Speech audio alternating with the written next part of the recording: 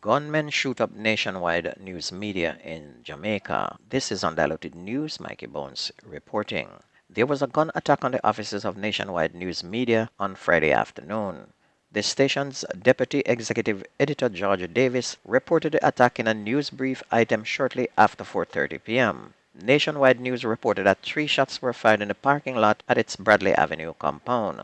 No one was injured in the attack, but employees are reportedly shaken up. Mr. Davis said in a brief conversation that employees were terrified and some inconsolable in the aftermath of the attack. He noted that the station had called the police and would be putting in extra security measures. Meanwhile, the Ministry of Education and Youth is encouraging school administrators to take proactive measures to ensure the safety and well-being of students and staff as the high temperatures persist. In a bulletin issued recently, the ministry recommended several heat safety protocols to be implemented based on individual school circumstances, and these include the development of guidelines for outdoor activities and sports during hot weather, by adjusting school schedules to minimize such events during the hottest part of the day or rescheduling to cooler times. The ministry says students and staff should have access to shaded areas where possible, and every effort should be made to eliminate the need to have students stand in the sun for long periods such as during General Assembly. And this is, in a nutshell, very dangerous, as the classrooms are not air conditioned and temperatures inside usually hit over 90 degrees.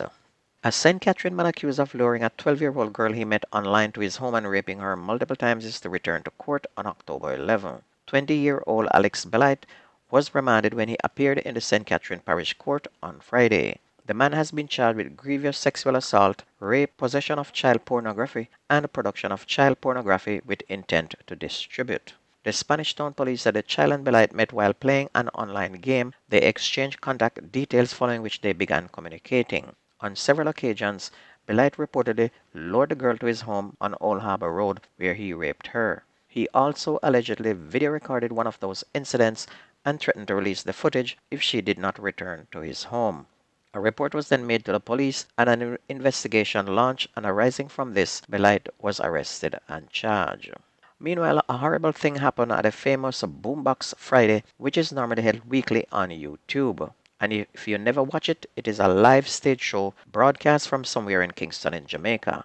And it was originally put together by friends now enemies of the famous entertainment group, the Scare Them Crew. There had been beef between the friends about money from a very long time, from the days of recording, but now members of the group got together and have put together this weekly show. And now that money start make, man or man want to be the CEO, so falling out gone. One member, General B, who had not turned up in several weeks and who seek to be a CEO and even planned to now bring his portion abroad, turned up much to the dislike of those left behind to hold down and make the show a success. By him not showing up after weeks of absence, he took to the stage and took over a microphone and started to address the crowd, much to the dislike of the other CEO, Harry Toddler. Both exchanged harsh words, and this resulted in General B being pushed off the stage, with him landing flat out on his belly. He was then rushed by many persons, raining kicks and blows.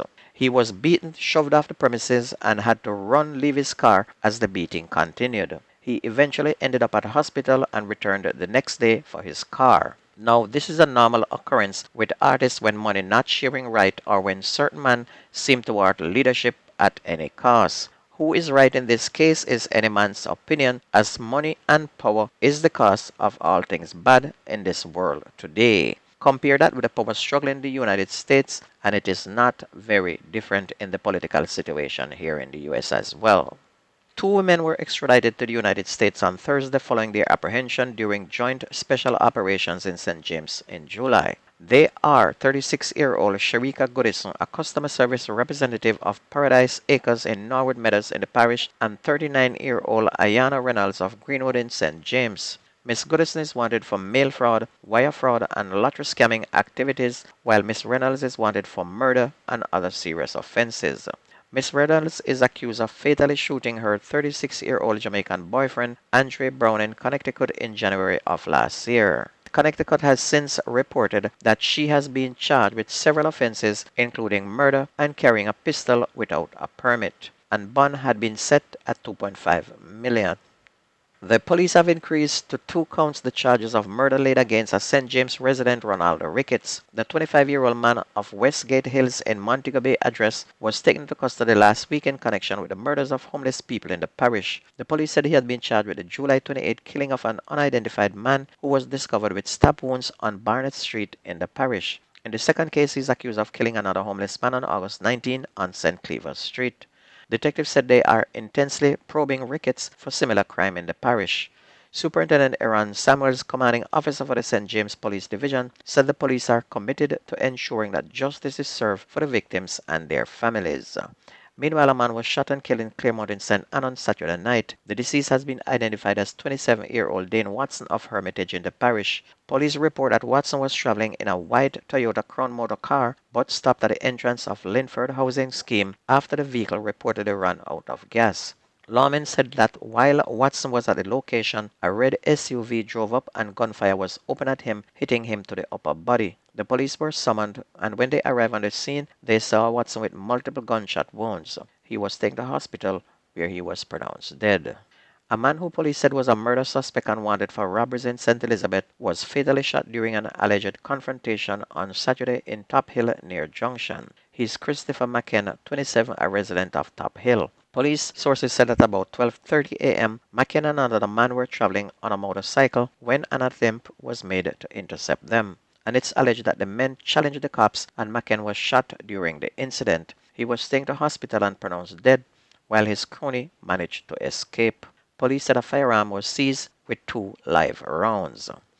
Onto sports, the Reggae Boys had a 1-0 win over Honduras in their CONCACAF Nations League A Group B clash at the National Stadium on Friday. Damario Gray's 64th minute strike was enough on the night to give the Reggae Boys a maximum point, which takes them to the top of the group. The Jamaicans will now oppose Haiti in their next group match on Tuesday, also at the National Stadium. The Haitians, in their game, they played out a 0-0 draw with Cuba in their group opener, while Suriname and Grenada battled to a 1-1 draw as well. Onto schoolboy football, which got underway on Saturday, and the best coverage, as you know, happens on this radio station.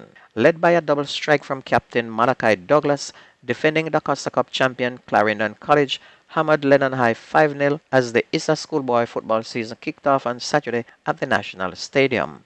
Douglas found the target in the 6th and the 42nd minute to go with goals from Christopher Hall, Kahim Dixon, and Jamel Ashley. Elsewhere in the Da Costa Cup, Rossi's clubbed Cambridge 6-1, while Froome Technical tagged Merlin Otti 3-1. Meanwhile, in the Manning Cup opener, defending champions Jamaica College beat Walker Cup champions Tivoli 2-0. The competition will continue today with Dunoon facing Jonathan Grant, while Greater Portmore will clash with Haile Selassie. Dedham Town will face Eltham in the third game. All games are in a 100-degree temperature at about 3:30 p.m. And if you ever miss the news on this radio station, please go to YouTube, type in Jamaican Undiluted News, listen, like, share, and subscribe to keep it going. That's news and sports on your favorite radio station. My name is Mikey Bones. I gone.